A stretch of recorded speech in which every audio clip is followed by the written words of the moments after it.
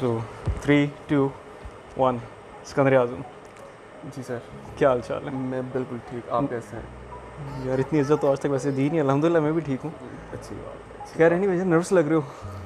मैं यार बिल्कुल बिल्कुल भी नर्वस नहीं हूँ, ख़ास तौर पे सांस वो फूली भी हुई है। बिहाइंड द कैमरा जो बंदा है ख़ास तौर पे उसके होते हैं तो बिल्कुल भी नहीं। सांस चढ़ा हुआ तुझे, यार रिलैक्स कर यार। बिल्कुल बिल्कुल रिलैक्स्ड। एनीवेज खैर और सुनो यार, वैसे वो सिकंदर आज़म, सबसे पहले सिकंदर आज़म नाम से शुरू करते हैं। इट्स सिकंदर आज़म और सिकंदर आज़म। यार देखो ये जनरल जो है वो सिकंदर आज़म है, सही। लेकिन सिंस मैंने कहा कि कुछ यूनिकनेस होनी चाहिए भी इसमें, ओके तो इसको कर दिया गया सिकंदर आज़म सही। ई के साथ। अक्सर लोग तो ए के साथ लिखते हैं ना, Okay. DAR, तो ये DEAR वाला सिकंदर आज़म है। नहीं तो क्यों क्या मतलब क्यों? क्यों मतलब सिकंदर आज़म एक वो एक होता है ना, हाँ हेलो भाई सिकंदर आज़म बात कर। यार असल में मेरे परनाना का नाम जो वो सिकंदर था ओके और मेरे वालिद साहब का नाम आज़म है। तो that's the story behind it. उन्होंने कहा कि वो बंदा, यार मेरे जो परनाना थे वो ज़रा थोड़े थे, मतलब कि उन्हीं घोड़ों छोड़ों पे आने जाने वाले लोगों में से, अच्छा मतलब जागीरदार और ये वो एलीट किस्म के, सही। अपने दौर के सही। एलीट थे। तो मेरे घर वालों ने कहा कि अगर हम नाम लगा दें साथ, क्या पता ये भी घोड़े पे आया जाया करे। साइकिल पे हूँ लेकिन ये नहीं है वो नाम लिंक करने के लिए। जहाँ तेरा नाम है तो दुनिया पे राज कर रहा है। कभी दुबई जाके उधर इंटरव्यूज़ दे रहा है, सॉरी क्या दुबई अबू धाबी में कहीं इंटरव्यूज़ दे रहा है। चाइना से नीचे आप बात नहीं करते हो तो और सऊदी इधर ये मार्फत के, इधर मार्फत के प्लेटफॉर्म पे आ गए हो। इससे बड़ी और क्या हो सकती है कि ऐसी जगह पे जहाँ पे Exactly. आकाश साहब बैठा हो उस जगह पे बैठना बिल्कुल माशाल्लाह, सेम सीट और या इतनी बड़ी सी राइट। बात है। तो वो आपके एजुकेशन पे आते हैं ज़रा। एजुकेशन यार मेरी जो स्कूल है वो तो मुजफ्फराबाद यहीं पे पिरामिड्स इंटरनेशनल स्कूल राइट वहीं से हुई है। बिल्कुल सही है। कॉलेज में पढ़ा मॉडल साइंस कॉलेज से, ठीक है वहाँ पे आपसे मुलाकात हुई, आकाश से मुलाकात हुई और काफ़ी लोगों से मुलाकात हुई। ठीक है फिर हमने कहा कि कश्मीर में बहुत हो गया, अब जो है निकला जाए बाहर की तरफ। बिल्कुल सही है। फिर हमारा रवानगी हुई पहले तो फास्ट इस्लामाबाद की तरफ।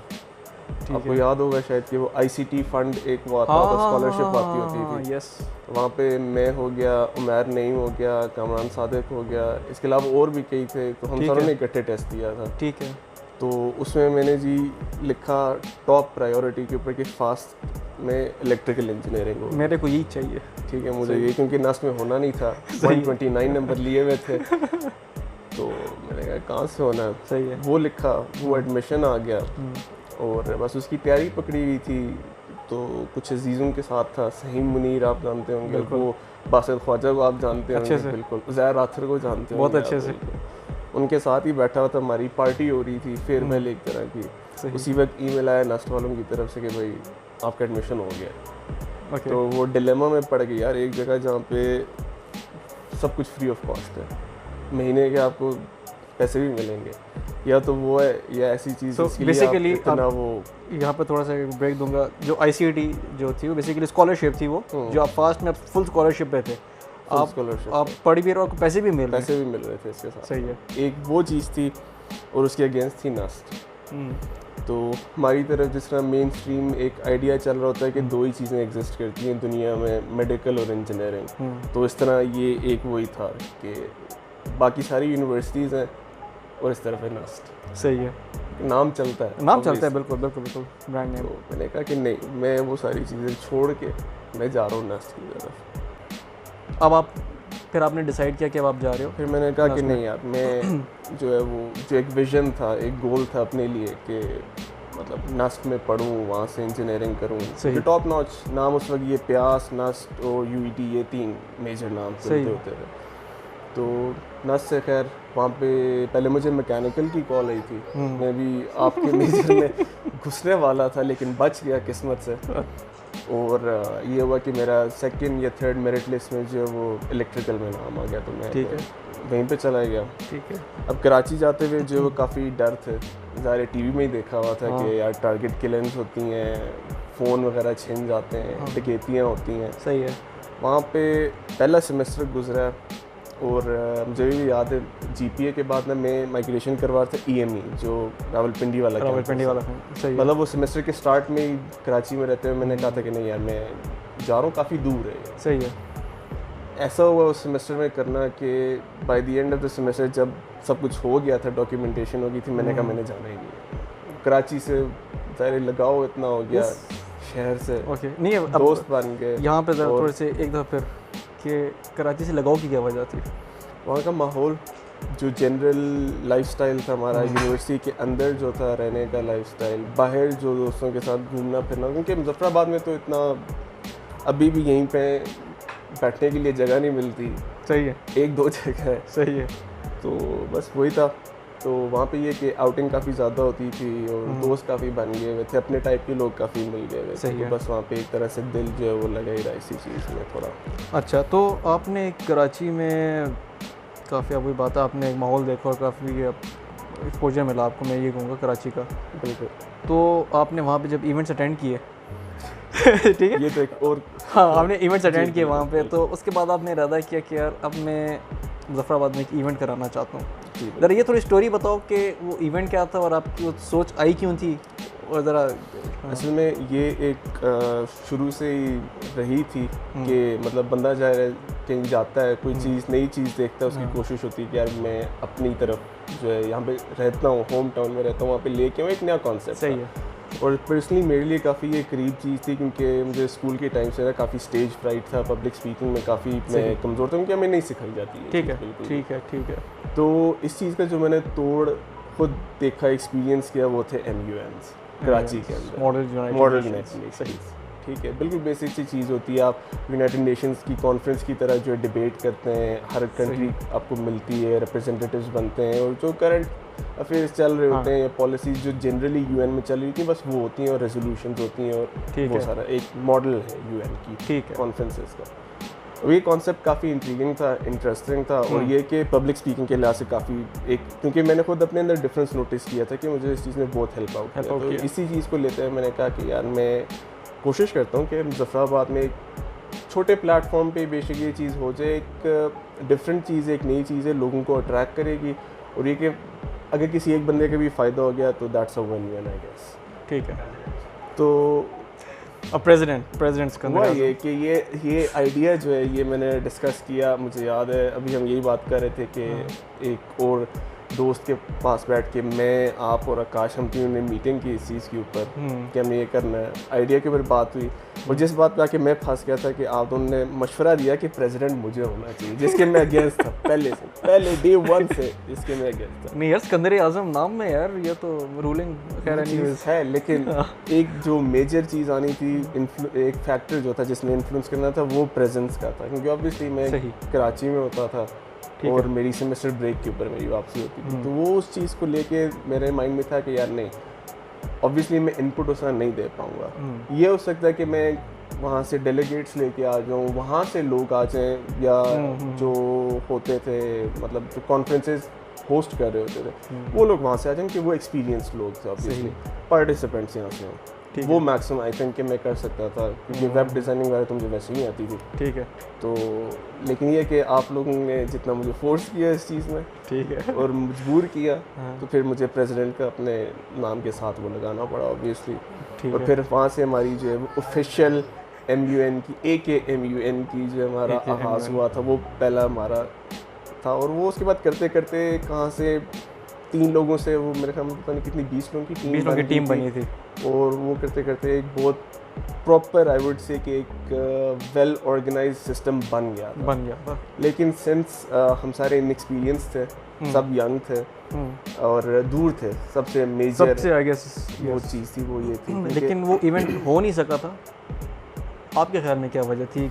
एक मेजर आपका इनएक्सपीरियंस था यहाँ पर? आप ये चीज़ देखो कि हम जब छोड़ गए थे, हम साइड पे हो गए थे, उसके बाद वो इवेंट हुआ है। हम नहीं थे लेकिन इवेंट नहीं थे, लेकिन वो इवेंट हो गया। सही। तो उसकी मेजर वजह आई वुड से एक तो ये थी कि क्योंकि इस चीज़ का हमने काफ़ी फेस किया था मीटिंग्स के अंदर, जब हम लोग सारे मौजूद थे मीटिंग में, कि जो टॉप पे जो लोग बैठे हुए हैं वो यहाँ पे नहीं होते। एग्जैक्टली जो टॉप जितना भी था उनमें से आई गेस एक सिद्रा यहाँ पर थी, बाकी कोई भी नहीं था। बाकी कोई भी नहीं था कैबिनेट में से, सही। बाकी कोई भी नहीं होता था। हाँ, कि ख़ास तौर पे जो प्रेसिडेंट था वो तो पता नहीं 2000 किलोमीटर दूर बैठा हुआ था। तो ऑब्वियसली वो चीज़ इन्फ्लुएंस करती है माइंडसेट। तो जो बाकी काम करने वाले थे उनके माइंड में तो ये था कि यार ये लोग काम नहीं कर रहे तो व्हाई शुड वी। तो आई वुड से कि वो एक मेजर ड्रॉबैक था। लेकिन और इसी चीज़ को हमने देखा ना कि जब हम सारे साइड पे हुए, जब वो लोकल टीम पूरी तरीके से वो लोकलाइज्ड एक हुई है, तो उसके बाद फिर वो ज़ाहिर फ्रूएशन में वो चीज़ आई और इवेंट हुआ। इतने लार्ज स्केल का नहीं हुआ लेकिन मतलब हाँ, एक वो जो कॉन्सेप्ट था वो चीज़ अवेल हो गई। वो एजेक यूनिवर्सिटी में वो इवेंट हुआ ना, दैट्स गुड। चलो वो तो एक आपका एक वाला एक्सपीरियंस था। अब थोड़ा सा आते हैं आपकी जो आप मास्टर्स किया आपने लाइक चाइना से। दुनिया पूरी छोड़ के चाइना या चाइना मिथ बस्टर्स बहुत ज़्यादा देखे हुए थे, तो मिथ को बस्ट करना था कि यार नहीं, क्योंकि सारे जा रहे थे यूरोप की साइड पे। हाँ। इटली हो गया, जर्मनी हो गया, कनाडा के लिए कुछ लोग थे। तो मैं कह नहीं कुछ डिफरेंट करना है, और जो मतलब अप्रोचेबल था मेरे लिए। सही है, ऑनेस्ट बात है। ठीक है, वो थोड़ा ये था। और असल में हमारा ये था कि जो हमारे नस्ट के जो सीनियर्स थे ना, उनका ज़रा थोड़ा रुझान था मास्टर्स की तरफ।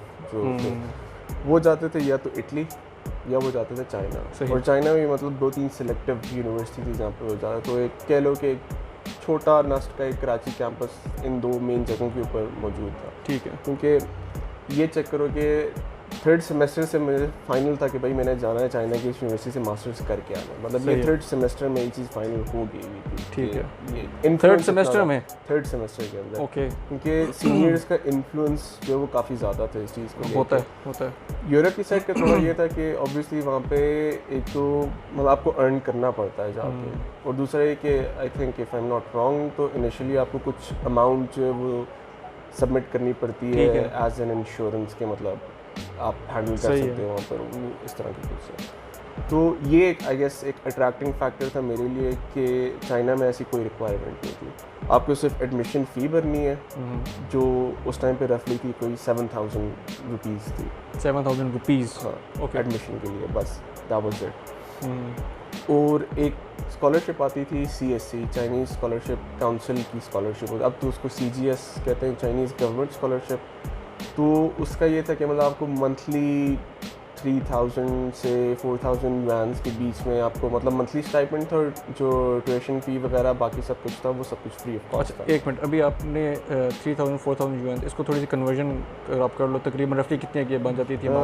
रफली ये अमाउंट बन जाती है 65 से 70,000 तक। ठीक है, तो मतलब फॉर ए ग्रेजुएट स्टूडेंट जो बिल्कुल फ्रेश अंडरग्रेड ख़त्म करके गया मास्टर्स के लिए, आई वुड से ये मतलब एक तरह से जॉब के इक्विवेलेंट ठीक है, मतलब आप मास्टर्स करो, मास्टर्स भी आपका वही बात है स्कॉलरशिप में कवर्ड है। बिल्कुल, ठीक है आगे तो ये 3rd सेमेस्टर में ये चीज़ फाइनल हो गई थी कि भाई ये करना है। और मेरे साथ मतलब 2-3 दोस्त थे, हम लोगों ने फाइनल कर लिया था कि मतलब हमने ये करना ही करना है।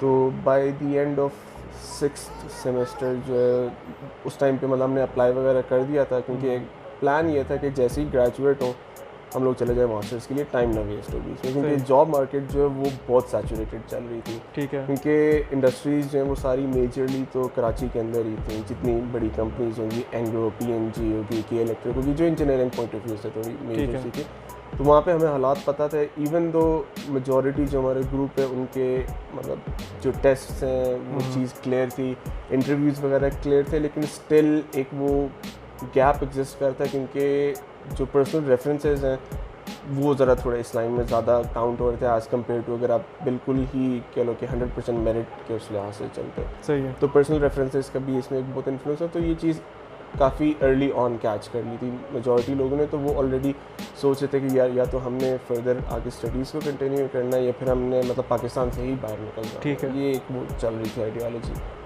तो बस यही हुआ कि जैसे ही ग्रेजुएट में हुआ उसके बाद 2-3 महीने जो वो UAE में लगाए, आपसे फिर से मुलाकात हुई। याद है बिल्कुल, हमने साथ थोड़े से 2-3 दिन आई थिंक गुजारे थे वहाँ पर। तो वहाँ पे भी जॉब हंट इतनी सक्सेसफुल नहीं की क्योंकि मार्केट वो भी सैचुरेटेड थी उस टाइम पे स्पेसिफिक, उस टाइम पे बहुत ज़्यादा सैचुरेटेड। और ये भी कौन सा साल था? 2017? ये 2017 चल 2017 में क्यों आप ग्रेजुएट हुए? आप जून में मैं ग्रेजुएट हुआ था और मैं जून के एंड पे चला गया था यूएई जॉब हंट करने के लिए। जॉब हंट करने के लिए आप चले गए यूएई, ठीक है। और बाय अगस्त जो है वो मेरा एडमिशन नोटिस आ गया हुआ था यूनिवर्सिटी से कि मतलब आपको CGS जो चाइनीज़ गवर्नमेंट स्कॉलरशिप है वो आपको अवॉर्ड कर दी, आपका एडमिशन हो गया, ये आपका मेजर है और आप मतलब ये डॉक्यूमेंट्स अपलोड करें और वीज़ा के लिए अप्लाई कर दें, ठीक है।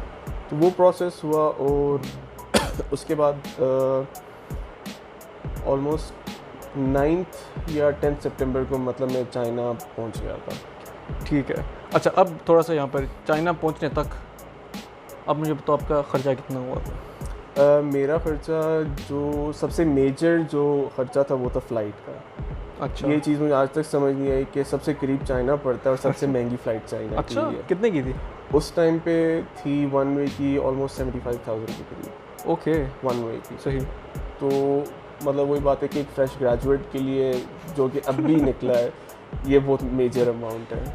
मतलब तो, अब अभी देखो आपका एडमिशन हो गया, आप चाइना चले गए हो, लेकिन खर्चा आपका सबसे ज़्यादा इसी चीज़ का यही हुआ है। ये फ़्लाइट का था क्योंकि बाकी ये वही बात है ना कि जो हमारा सीनियर्स और जूनियर्स का एक बना होता है एक सिस्टम, तो वो लोग ऑलरेडी अपार्टमेंट्स में रह रहे थे वहाँ पे। तो हमने कहा था कि मतलब आप आ जाओ, आप हमारे साथ रह लेना, जब आपको स्कॉलरशिप मिलना स्टार्ट हो जाएगी आप मूव आउट कर लेना अकॉर्डिंगली, सही है, ठीक है, या फिर हमारे साथ कंटिन्यू कर लेना लिविंग या फिर मूव आउट कर लेना जैसे आपको सही ठीक लगे। तो उस चीज़ की वो नहीं थी कि मतलब वहाँ पे जाएंगे क्या होगा वो सब क्या है। हमारा मेजर कंसर्न जो फ़्लाइट ही थी, ठीक इसके अलावा कुछ था नहीं। और ये कि जो जब आप चाइना की वीज़ा के लिए अप्लाई करते हैं ना, खासतौर पर स्टूडेंट वीज़ा और वर्क वीज़ा हो गया, तो उसकी कॉस्ट जो है वो होती है 6,000 7,000, जो वीज़ा की इटसेल्फ कॉस्ट नहीं है, जो एजेंट की कॉस्ट होती है, ठीक है।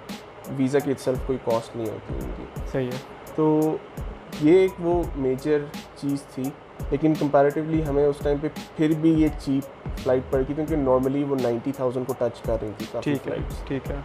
तो हम लोग पहुँचे, सबसे पहला जो I would say cultural shock एक लगा जब एयरपोर्ट पे फाइनल डेस्टिनेशन पे हम लोग पहुँचे और किसी को इंग्लिश नहीं आ रही थी क्योंकि हमें ये चीज़ नहीं बताई गई थी कि कम्युनिकेशन गैप इस हद तक होगा, और वो भी मतलब चाइना के अंदर, जो कि दुनिया पे आइडिया था कि मतलब पूरी दुनिया में ही चल रहा है मेड इन चाइना, तो उस जगह से ये एक्सपेक्ट कर भी नहीं था और बताया भी नहीं था किसी ने कि इतना कम्युनिकेशन का गैप होगा। सही है।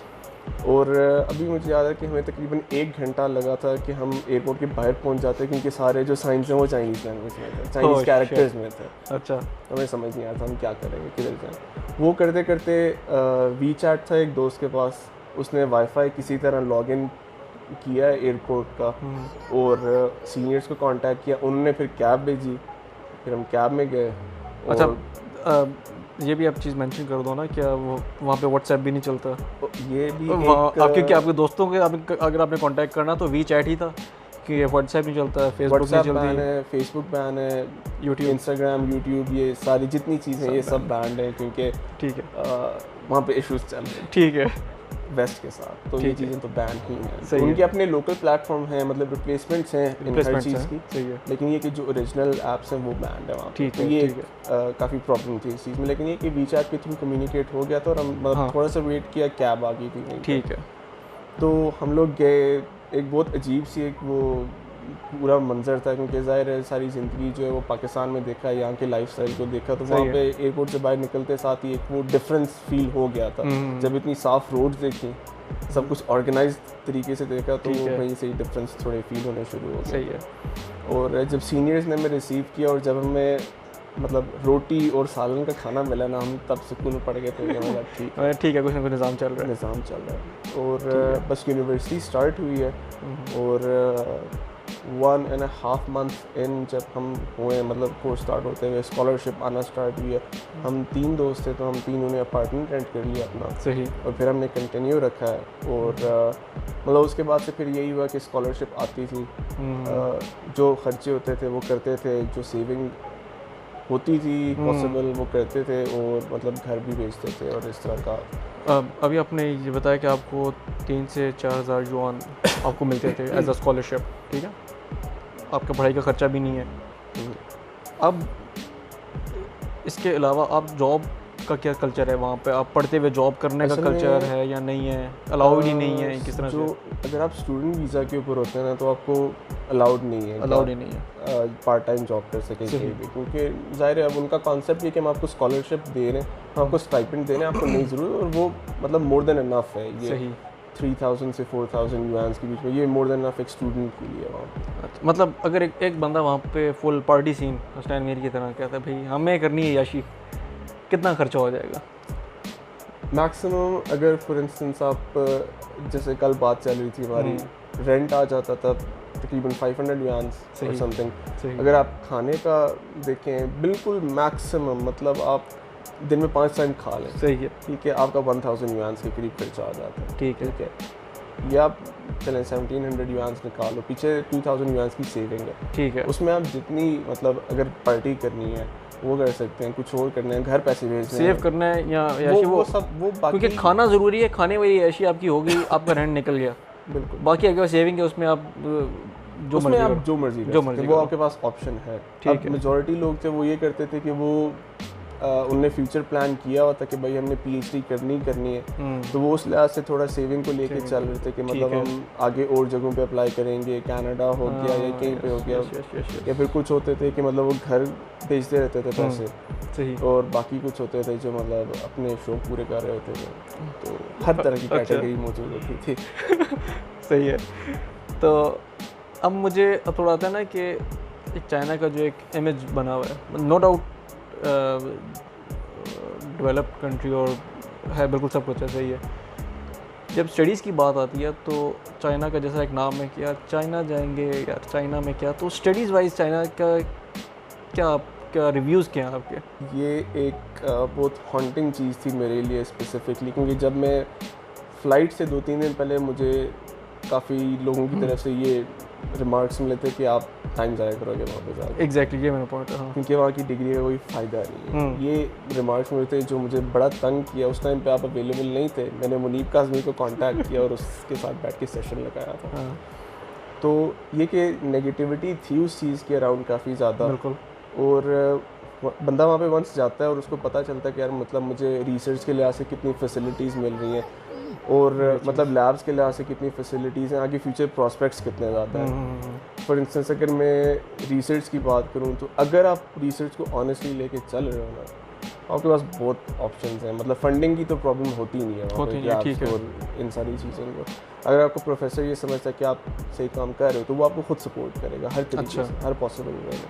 अगर आप जॉब मार्केट की बात करते हो तो जब मैं जॉब सर्च कर रहा था वहाँ पे मैक्सिमम एक दिन के अंदर 15 कंपनीज आती थी रिक्रूट करने के लिए, और ये मंडे टू सैटरडे चलता था और ये पूरे साल चलता था। अच्छा, और ये हमारी यूनिवर्सिटी की बात हो रही है। अच्छा, ओके, तो ये एक बहुत बड़ा नंबर है। हाँ, बहुत बड़ा नंबर है, और ख़ास तौर पे मतलब अगर आप फॉरेनर हैं वहाँ पे तो आपके चांसेस ज़्यादा होते हैं आगे प्रोग्रेस करने के, क्योंकि सारे वो जो रेशियो है लोकल और फॉरेनर्स का वो बहुत ह्यूज रेशियो, क्योंकि चाइना की पॉपुलेशन काफ़ी ज़्यादा है ऑब्वियसली, तो और इंग्लिश स्पीकिंग लोग वहाँ पे बहुत कम है, स्टिल वहाँ पे बहुत कम है, और उनकी बहुत वर्थ है, काफ़ी वर्थ है।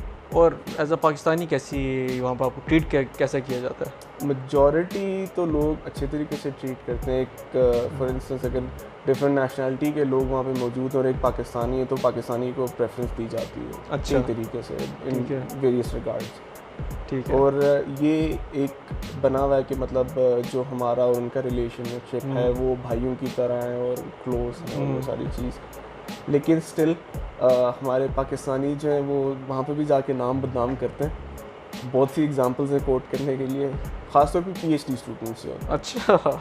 तो ज़ाहिर धोखा देते हैं प्रोफेसर्स को, फिर वहाँ से इमेज ख़राब होती है स्पेसिफिकली इसीलिए जहाँ पे ऐसी सिटीज़ हैं जहाँ पे यूनिवर्सिटीज़ हैं काफ़ी ज़्यादा और इंटरनेशनल स्टूडेंट्स हैं, वहाँ पे पाकिस्तानियों की image as compared to other cities बहुत लो है, क्योंकि ज़ाहिर है लोगों के सामने ये चीज़ आती है, वो इस चीज़ को नोटिस करते हैं। और चाइनीज़ लोगों का ये है कि वो अगर किसी नेशनैलिटी के पीछे पड़ जाए ना कि नहीं यार ये ख़राब करें, तो फिर वो उसके अगेंस्ट रहते हैं। तो ये चीज़ एक काफ़ी, क्योंकि मैंने डिफरेंस नोटिस किया, जहाँ पे मैं पढ़ता था वो नॉर्थ या सेंट्रल चाइना के बीच में वो जगह आती थी, और वहाँ पे जो लोगों का रवैया होता था, और अब जहाँ पे मैं होता हूँ बिल्कुल एक्सट्रीम साउथ में, वहाँ पे लोगों का काफ़ी डिफरेंस है। ज़्यादा बेहतर कहाँ पर है? साउथ वाली साइड में, क्योंकि वहाँ पे यूनिवर्सिटीज़ कम है और मतलब पाकिस्तानी या जनरली फॉरेनर्स कम है वहाँ पे। ठीक है, तो ये एक बहुत मेजर इम्पैक्ट होता है, लेकिन जनरली चाइनीज़ काफ़ी रिस्पेक्ट करते हैं पाकिस्तानी, काफ़ी रिस्पेक्ट करते हैं, दैट्स राइट। अच्छा, अब थोड़ा सा एक वहाँ पे रहने के हवाले से एक चीज़ और पूछूंगा कि हलाल फूड, जिस तरह आप साउथ बता रहे हो, जैसे यूनिवर्सिटीज़ कम है, तो ऑब्वियसली वहाँ पे पाकिस्तानी भी कम होंगे और पाकिस्तानी या मैं कह रहा हूँ मुस्लिम्स कम होंगे वहाँ पे, तो वहाँ पे फिर हलाल फूड का क्या सेटअप है? हलाल फूड का ये सेटअप है कि फॉर इंस्टेंस अगर मैं बिल्कुल स्टेप 1 से स्टार्ट करूँ, पहली तो ये होती है कि आप जब भी नए सिटी में जाते हैं वहाँ पे for sure Chinese Muslim restaurants होंगे। अच्छा, फॉर श्योर हर सिटी में जाते हैं। ठीक है। जो मैं जिस चीज़ को लेकर चलता रहता था कि मैं उनसे पूछता था कि वो हलाल गोश्त कहाँ से लेके आते हैं। अच्छा, सही है। दो ऑप्शन होती हैं, या तो कोई रजिस्टर्ड कंपनी होती है हलाल सर्टिफाइड जो गोश्त प्रोवाइड करती है, ठीक है, ठीक है, या फिर वो खुद ही ज़बह करते हैं। सही है। तो आप उनके साथ डील कर लेते हैं, वो जो सूटेबल समझें कि मतलब वो इतने इतने किलोग्राम्स, या तो आप जो कंपनी है वो उसे, या फिर आप जो अगर कोई होटल अगर डायरेक्ट आप उनसे कर लो, क्योंकि जहाँ पे जब मैं यूनिवर्सिटी में था उस टाइम पे तो कंपनी के साथ डायरेक्ट था। सही है कि वो घर डिलीवर करके जाते थे अगर आपको चिकन चाहिए, बीफ चाहिए, हलाल। जो अगर आप बाहर मूव करते हैं थोड़ा किसी ऐसी सिटी में जहाँ पे स्टूडेंट्स का कम है, मतलब आना जाना, तो वहाँ पे फिर थोड़े वो होते हैं, सारी डिफ़िकल्टीज़ होती हैं क्योंकि इतनी वो नहीं है, पॉपुलेशन नहीं होती स्टूडेंट्स की, और मतलब हलाल प्रोडक्ट्स कंज्यूम करने की इतनी जनरली नहीं होती, क्योंकि चाइनीज़ मतलब वो रिलीजन को नहीं फॉलो करते, वो रिलीजन को ज़्यादा फॉलो नहीं तो वहाँ पे थोड़ी सी आपको मेहनत करनी पड़ती है हलाल मीट के चक्कर में।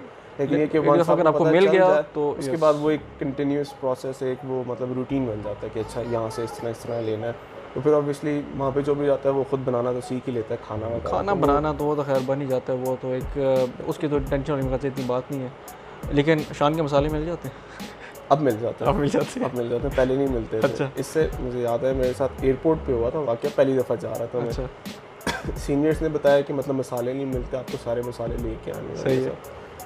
तो अब हम लोग ज़ाहिर है गरम मसाला वगैरह ये सारी चीज़ें लेके जाते हैं। अब वो जो गरम मसाला उसका पैकेट नहीं होता, वो वैसे ही बंद करके ना लिफाफे में दे देते हैं। अच्छा। स्टोर्स वगैरह पे। सही है। अब मैं एयरपोर्ट पे गया हूँ, लेओवर था, वहाँ से उन्होंने जी चेकिंग की दोबारा बैगेज वगैरह की, तो साइड पे कर दिया मुझे। ओके, अब वो उन्होंने खोला है, अंदर उसमें लिफाफा लगा हुआ, वो गरम मसाला देख के वो मुझे देखे। अब मुझे चाइनीज़ भी नहीं आती थी बिल्कुल भी, और उसको इंग्लिश नहीं आ रही थी। मैं उसको हाथ से समझाऊँ कि खाने की चीज़ है, उसको समझना है कि क्या। उसने वो खोला है, वो काटा है, उसने कहा कि चेक करो, मतलब खा के चेक करो ना, इशारा किया इसका जो सिक्योरिटी गार्ड था। अच्छा, मैं सोचूं कि यार गरम मसाला रॉ जो है वो ऐसे ही खाना पड़ा। खैर वो मैंने खाया, उसको मुझे देखती रही मेरी आंखों की तरफ कि कहीं कुछ इफेक्ट तो नहीं हो रहा उसको, क्योंकि उसके जहन में था कि मे बी कोई ड्रग्स है या कोई ऐसी चीज़ है। उसने मेरे से 3-4 दफ़ा जो है ना वो खिलाया, ये चेक करो। जब उसको क्लियर हुआ कि कुछ नहीं है, उसने कहा कि अच्छा ठीक है ओके। अब मैं गया हूँ पीछे, उसने वो सारा मेरे बैग में से फेंक दिया। तो वो पूरा बैग जो मेरा गरम मसाले से भरा हुआ गया है। ये एक थोड़ा याद आ गया। That's good. अब थोड़ा फास्ट फॉरवर्ड करते हैं, आपकी डिग्री हो गई है, आपने 2 साल पढ़ाई की है, आपकी डिग्री भी हो गई है। नहीं, पहले थोड़ा सा यहाँ पर रुकते हैं। एक चीज़ और, जिस तरह अभी कल दोस्त एक से बात हो रही थी, कह रहा था कि यार अगर बंदे का बीच में 2 साल गैप आ गया स्टडी से और अब एडमिशन के लिए अप्लाई कर लो, तो उसमें वर्क एक्सपीरियंस वगैरह रिक्वायर्ड होगा या किसी में? ये डिपेंड करता है। फॉर इंस्टेंस अगर आप जा रहे हो एग्जीक्यूटिव MBA की तरफ जा रहे हो, वो तो एक वेल नोन फैक्ट है कि आपको वर्क एक्सपीरियंस रिक्वायर्ड होता है मिनिमम 2 साल का। सही। लेकिन अगर आप किसी भी और डिग्री के लिए जा रहे हो, फॉर इंस्टेंस मैंने मैनेजमेंट साइंस एंड इंजीनियरिंग की थी, तो उसमें वर्क एक्सपीरियंस की कोई रिक्वायरमेंट नहीं है। या अगर आप कोई मतलब इंजीनियरिंग की डिग्री में जा रहे हो, लेट्स से इलेक्ट्रिकल इंजीनियरिंग है या पावर सिस्टम्स है या कुछ भी है, अच्छा, तो उसके लिए आपको एक्सपीरियंस रिक्वायर्ड नहीं होगा। उसके लिए आपको सिर्फ जो 2 मेजर फैक्टर्स हैं, एक तो अच्छा GPA, सही है, और एक अच्छी स्टेटमेंट ऑफ पर्पस। अच्छे GPA से आपको क्या मुराद है? मैं कहने को तो 3.9 भी अच्छा है, और हम जैसे गरीब लोग फिर कहते हैं कि 3 भी अच्छा है। जो CGPA, क्योंकि मैं थोड़ा इस तरह लेके चलता हूँ ना कि ज़्यादा फोकस स्टेटमेंट ऑफ पर्पस के ऊपर होना चाहिए, क्योंकि उससे वो लोग मतलब एक क्राइटेरिया बनाते हैं कि नहीं यार इसमें इतना इतना पोटेंशियल है। क्योंकि मेरे साथ 3.9 वाले भी थे, मेरे साथ 2.4 वाले भी थे। अब मुझे बताओ 2.4 एक तरफ आप कहते हो अच्छा जीपीए, मैं 2.4 2 CGPA को अच्छा कंसिडर करता हूँ। ये अब आपने की ना बात, हाँ 2 एक अच्छा ओके डिफाइन। इसमें कोई सवाल रहा तो नहीं किया ना इससे एडवेंचर रिलेटेड? सारी बातें हो गई। वो इस कैटेगरी में फॉल नहीं करता, वो इसमें नहीं फॉल करता, वो हायर पढ़ने वाला बच्चा है। ये नहीं वो इसमें फॉल नहीं करता, लेकिन मैंने कहा कि एडमिशन के हवाले से कोई और क्वेश्चन अगर वो ज़रा, मैंने कहा कि स्टडी भी कर रहा था। चलो थोड़ा सा अब आते हैं फास्ट फॉरवर्ड। आपने कर ली ये इंजीनियरिंग कर लिया, आपने डिग्री, वापस आ गया आप पाकिस्तान? असल में मैंने सेकेंड सेमेस्टर से इंटर्नशिप ढूंढना स्टार्ट की थी, क्योंकि मेरा इरादा नहीं था वापस। सेकेंड सेमेस्टर मतलब अब आप मुझे ईयर्स में थोड़ा चलो, आपका एडमिशन हुआ 2017 में? 2017 सितंबर में मेरा सेशन स्टार्ट हो गया। ठीक है, 9-10 सितंबर के अराउंड। ठीक है, और जॉब ढूंढनी आपने कब शुरू की? मैंने सेकेंड सेमेस्टर कब स्टार्ट हो गया था, आई वुड से कि मई के टाइम पे मैंने स्टार्ट कर दिया था इंटर्नशिप्स में। मई 2018 मतलब नेक्स्ट ईयर 2018। सही है, क्योंकि हमारा अगस्त में स्टार्ट होता है सेकेंड सेमेस्टर, और मई से मैंने इंटर्नशिप ढूंढना स्टार्ट की, क्योंकि मेरा इरादा था कि मैं वहीं पे कंटिन्यू करूँ आगे करियर वाइज उस चीज़ को लेकर। ठीक है, इतनी लक नहीं हुई, लेकिन ये कि एक प्रोसेस समझ आ गया कि कैसे लेके चलना है, कैसे 2-2 घंटे के सेशंस को अवॉइड, क्योंकि मैंने कहा कि 15 कंपनीज आती थी। अगर आप एक के सेशन में बैठ जाओ तो आप मतलब बहुत चीज़ें मिस हो जानी थी बीच में, कि एक वक्त में पैरेलल में इतने सेशंस चल रहे होते थे। तो वो प्रोसेस समझ आ गया कि कैसे इस चीज़ को टैकल करना है, HR के पास जाना है डायरेक्ट, और उसके जाके बस CV देनी है अपनी, और फिर मूव ऑन करना है। सही है, क्योंकि सुबह 9 बजे से स्टार्ट होता था और रात को 9:30 बजे तक ये चीज़ चलती रहती थी। सही ही। तो वो एक रूटीन बनी हुई थी। उससे थोड़ा ये हुआ कि ऑब्वियसली एक्सपीरियंस हुआ इस चीज़ को, ये पता चला कि कौन कौन सी कंपनीज़ को हैंडल करना है और कौन सी कंपनीज़ को मतलब इग्नोर करना है। वो एक डिफ्रेंशिएट करने का एक प्रोसेस समझ आ गया। फिर उसके बाद जैसे ही सेकेंड सेमेस्टर ख़त्म हुआ ना, उसके बाद फिर मैं जॉब हंट के लिए उसी पे जो कैंपस रिक्रूटमेंट थी टोटली उसके ऊपर मैं रिलाई कर रहा था। वहाँ से सर्च करते करते आपको जॉब ऑफर्स मिलती हैं, लेकिन वहाँ पे ये एक मेजर चीज़ होती है कि हर कंपनी वर्क परमिट नहीं दे सकती। ठीक, क्योंकि कंपनी का सबसे पहला ये होता है कि उन्हें गवर्नमेंट की तरफ से परमिशन मिलती है। ठीक है, वो अपनी डॉक्यूमेंटेशन करते हैं, गवर्नमेंट जब उनको अलाउ करती है फिर वो आपके वर्क परमिट के लिए अप्लाई करते हैं। ठीक है, कंपनीज जॉब ऑफर दे देती हैं, आपको कहती हैं आपने टेंशन नहीं लेनी हो रही है सर। जब वो अप्लाई करती हैं उनको लाइसेंस नहीं मिलता फॉरेनर को रखने का। सही है, और फिर वो 2 महीने के बाद कहती हैं कि यार सॉरी नहीं रख सकते आप। Okay okay. तो ये चीज़ ज़ाहिर है अब मैंने थोड़ा अर्ली ऑन कर लिया तो था। ये चीज़ पता कैसे चलता है कि कौन सी कंपनी देती है? ये तो इंटरव्यू के बाद ही क्लियर होगा ना, कंपनी बोलेगी। कंपनी का जो साइज़ है ना वो इसमें एक मेजर फैक्टर है। फॉर इंस्टेंस अगर एक कंपनी है जिसमें 50 लोग हैं तो आई वुड से 90% चांस है कि वो नहीं रख सकते लाइसेंस, क्योंकि क्वांटिटी भी एक मेजर फैक्टर होती है। सही है। तो आई थिंक मिनिमम जो नंबर होता है लोगों एम्प्लॉईज़ का 150 होता है गवर्नमेंट की तरफ से। अच्छा। जिस भी सिटी गवर्नमेंट हो, ये एक जनरल रूल है जिसको मैं भी लेके फॉलो, क्योंकि ये होता था कि CV हम हर जगह देते थे। हाँ ठीक है। ये कि उसके बाद मतलब कंपनी का प्रोफाइल पूरा देखना, उसको सर्च करना, क्योंकि ऑनलाइन हर चीज़ अवेलेबल होती है। ठीक है, तो आप सर्च करते हो, देखते हो, एक वो बना लेते हो चीज़ कि इस तरह का सीन है। अच्छा, तो वो चीज़ हो गई थी। और ये होता है कि मतलब जो मेरी कोशिश होती थी पहले, तो थोड़ा इस चीज़ को डर लगता था वीचैट के ऊपर मांगने, कि प्रोफेशनल एक वो चीज़ नहीं थी। लेकिन फिर थोड़ा आइडिया हो गया था, क्योंकि आप हॉल में जाओ ना, वहाँ पे आपको नजर आएंगे 500 चाइनीज स्टूडेंट, फॉरनर होंगे 2 जो बाहर खड़े हुए होंगे। मतलब एक मैं होता था और दूसरा एक साथ कोई और दोस्त वगैरह होता था कुछ। सही है। तो इस चीज़ को हमने काफ़ी यूटिलाइज़ करना शुरू किया, क्योंकि हम एक 500 के क्राउड में ऑलरेडी थोड़ा सामने थे। एक गैप इस चीज़ का आ जाता है, और इसको काफ़ी अर्ली ऑन हम लोगों ने मतलब कैश करना शुरू कर दिया था। सही है। एक डिफरेंस आ गया। तो वो लोग सेशन सुनते थे, क्वेश्चन आंसरिंग करते थे, CV दे के जाते थे, और ये सारी चीज़। सही। हम लोग शुरू में जाते थे, HR को ढूंढते थे, उससे वीचैट एक्सचेंज करते थे, CV देते थे, और बस। अच्छा। और वो चाइनीज़ नहीं बोल सकते थे, तो ठीक है, नो प्रॉब्लम।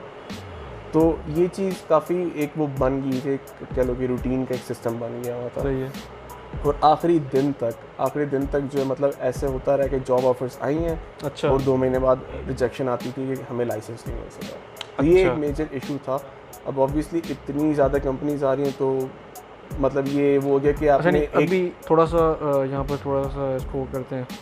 आप 2018 में आपने इंटर्नशिप ढूंढनी शुरू की है और अभी इसी दौरान ये हो रहा है कि आपको इंटर्नशिप की ऑफर्स आ भी रही हैं, लेकिन लाइसेंस की वजह से चीज़ें रुक भी रही हैं।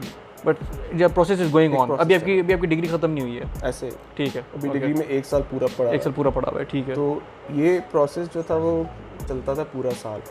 2-3 महीने काफ़ी मेरे साथ पाकिस्तानी और दोस्त थे, उन्होंने ट्राई किया, उनको नहीं, उन्होंने छोड़ दिया। सही है, उन्होंने कहा कि नहीं हमसे नहीं होती है, जिसमें कि एक बहुत कमिटमेंट चाहिए होती है। सुबह आप 9 बजे निकलते हो, आपकी क्लासेस भी हैं और साथ ही सेशंस भी चल रहे हैं। मैंने कहा कि सुबह 9 से 9:30 बजे रात तक चलते थे, ठीक है, रिक्रूटमेंट। सही है।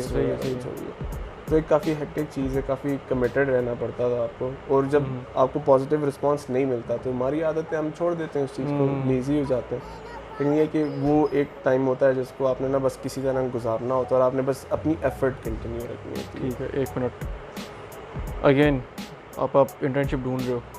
इंटर्नशिप का फेज़ सेकेंड सेमेस्टर से पहले ख़त्म हो गया, तो उसके बाद था जॉब ढूंढने वाला। अच्छा, अब आपने जॉब ढूंढनी किस अरसे में शुरू की है? जैसे ही मेरा सेकंड सेमेस्टर स्टार्ट हुआ ना, मैं इस चीज़ में स्टार्ट हो गया था। आपने जॉब ढूंढनी शुरू कर दी 2018 के मतलब एंड के ऊपर, और सेम प्रोसीजर है जिस तरह आप इंटर्नशिप, सेम प्रोसीजर, क्योंकि आपने तरीका आपने ढूंढ लिया था, तो आप उसको कैरी ऑन कर रहे हैं। अब आपकी जॉब हुई कब है? जो मुझे पहला जॉब ऑफर मिली थी वो 2018 के एंड पे, दिसंबर के अराउंड में थी, जब सेमेस्टर एंड होने वाला ही था। उस टाइम पे मिली थी और काफ़ी मतलब एक इंटरनेशनली रिकग्नाइज कंपनी थी, हैवी मशीनरी और एक्सकवेटर्स वगैरह की थी, ठीक है, और उसकी जॉब मिली थी और थी भी सेल्स रिप्रेजेंटेटिव टाइप चीज़ की थी। तो मेरा थोड़ा था इंटरेस्ट कि मतलब मैं इस साइट के ऊपर देखूँ और वहाँ से स्टार्ट करूँ, ठीक है। तो उनकी तरफ से, और ये था कि उम्मीद भी थी कि वो करेंगे हायर, क्योंकि ऑब्वियसली इंटरनेशनल कंपनी और काफ़ी बड़े लार्ज स्केल की कंपनी थी, ठीक है। तो मैंने छोड़ दिया था उसके बाद जॉब वगैरह ढूंढना। अक्सर लोग कहते थे वो जॉब ऑफर मतलब उनके पास 3-4 पड़ी, हाँ ठीक है। मैंने कहा कि बस ठीक है, एक अंदाज़ा हो जाता है ना, एक वो पोर्टफोलियो कंपनी का सामने था कि ये, तो यही हुआ। आई थिंक रफली 4 महीने बाद उन्होंने रिजेक्शन का मुझे ईमेल भेज दिया कि मतलब ये कह रहे हैं। तो उसके बाद बस 1-2 दिन के बाद फिर मैंने दोबारा स्टार्ट कर लिया। अच्छा। और वही चीज़ एंड तक चलती रही और फिर मैंने यही पॉइंट रखा कि मतलब मैं देखता रहता हूँ, कोशिश करता रहता हूँ, जॉब ऑफर गेट ही करता रहूँगा। तो बाय द एंड मेरे पास मतलब 3 एक जॉब ऑफर्स थी, वैलिड जॉब ऑफर्स। अब ये कौन सा महीना आ गया? ये आ गया था ऑलमोस्ट जून के अराउंड। और आपकी डिग्री कब ख़त्म हो रही है? मेरी ख़त्म होने वाली थी सितंबर के टाइम पे, ऑलमोस्ट सितंबर के टाइम पे। और जून, ठीक है। अब 2019, अब आपके जून आपके पास जॉब आ गई है, जॉब ऑफर्स आ गई हैं और आपका वो भी अच्छा। अब ये वाली जॉब है जो आपने पहले शुरू की थी, मतलब ये उसी टाइम पे इंटरव्यूज़ वगैरह दिए। हाँ। वो इस चीज़ के ऊपर ज़्यादा फोकस थे क्योंकि मैं उस साल ग्रेजुएट हो रहा था, तो इसलिए कंपैरेटिवली प्रोसेस इजी हो गया था मेरे लिए। ठीक है। क्योंकि जो पिछले थे ना उसमें तो ये था कि 1 साल है अभी, पता नहीं होगा नहीं होगा वो चीज़ें, लेकिन अब इसमें क्लियर था कि मतलब इसी साल ग्रेजुएट होना है। तो एक तरह से मतलब बस ये था कि डिग्री मिलनी थी, उन्हें अप्लाई करना था और दैट वाज इट। ठीक है। अच्छा, अब आपने जब जॉब आपको मिल गई है, आप पाकिस्तान में वापस आ गए, आपका क्योंकि स्टूडेंट वीज़ा तो ख़त्म हो गया ना, आपको वर्क परमिट वहीं पर रहते हुए मिल गया, वापस आ गए? वर्क परमिट है, जो लाइसेंसिंग अप्लाई की थी ना उन्होंने, वो उन्होंने मेरे वहीं पे होते हुए स्टार्ट की थी। अच्छा। जब मैं आई थिंक 1 महीने में उनको परमिशन मिल गई थी और उसके बाद उन्होंने वर्क परमिट के लिए एप्लीकेशन फाइल कर दी थी। जब कंपनी पहली दफ़ा करती है ना, उसकी स्क्रूटनी को थोड़ा टाइम लगता है, मिनिमम जो है वो 1.5 महीना लग जाता है। ठीक है। और मेरा भी ऐसा हुआ था, 1.5 महीने के बाद मुझे वर्क परमिट मिल गया था, उन्होंने मुझे भेजा, मैंने अप्लाई किया, 3 दिन में वीज़ा आ गया मेरा, वर्क वीज़ा। वर्क वीज़ा आपका 3 दिन? मैं तकरीबन 2 महीने पाकिस्तान रहा था डिग्री ख़त्म होने के बाद। अच्छा, ठीक है।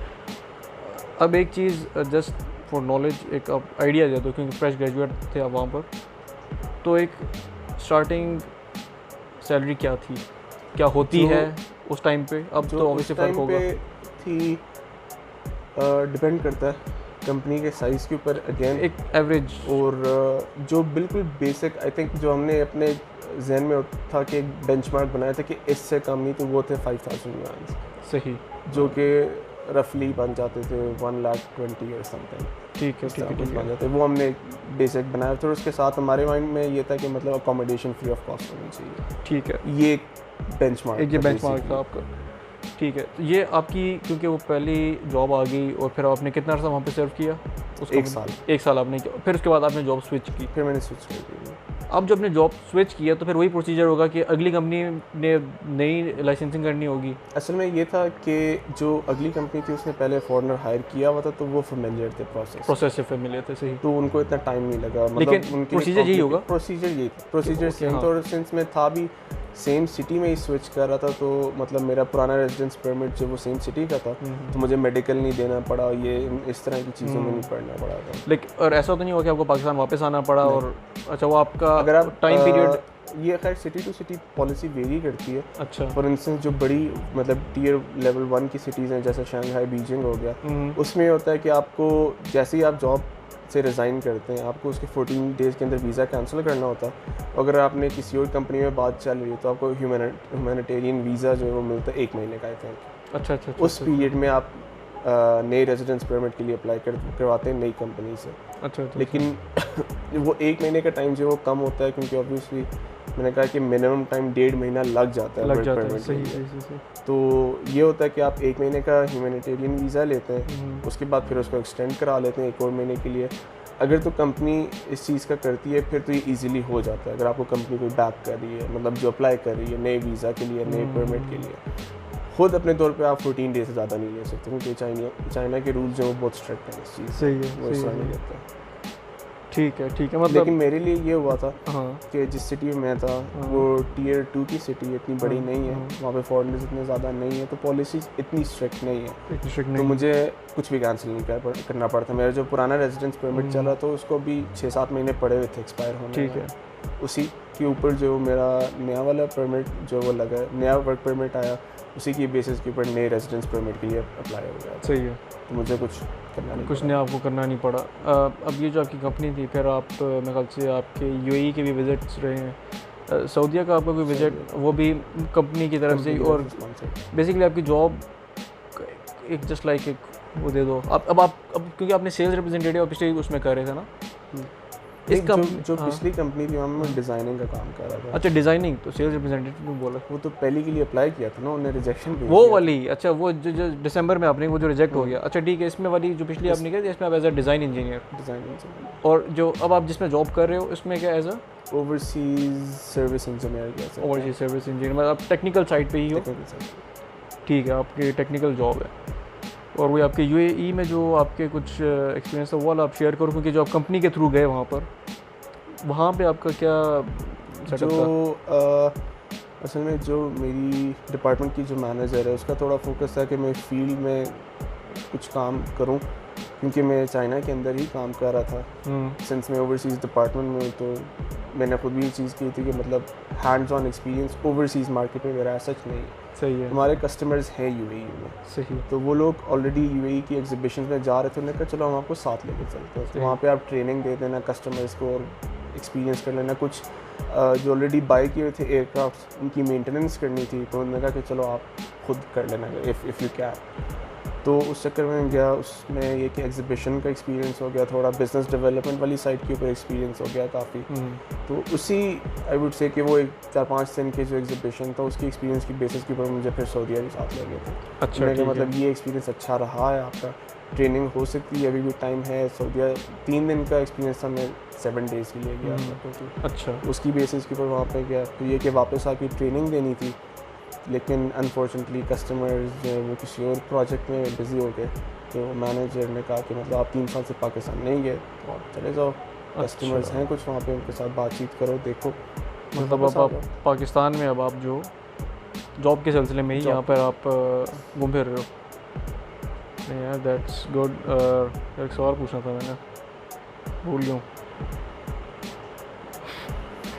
यार, सवाल पूछना था यार, बाद में पूछ लेना यार, याद आ गया यार। नहीं ना, उसी से रिलेटेड क्वेश्चन था कुछ यार, तो उम्र का तकाजा है यार, एक सवाल पूछना था यार। उम्र का तकाजा तो है यार, उम्र का तकाजा एक सवाल था यार, कुछ इंपॉर्टेंट क्वेश्चन था। क्या क्वेश्चन था यार? दरूद शरूद पढ़ो, याद आ जाएगा। सोचना था फिर यही है सवाल, तो याद नहीं, आप यहीं पे क्लोज करते हैं, यही हो सकता है। Okay. कोई क्लोजिंग रिमार्क्स आप देना चाहेंगे? वो मैं इसी तरह बंद कर दूंगा, पता भी नहीं चलेगा। लाइट भी चली।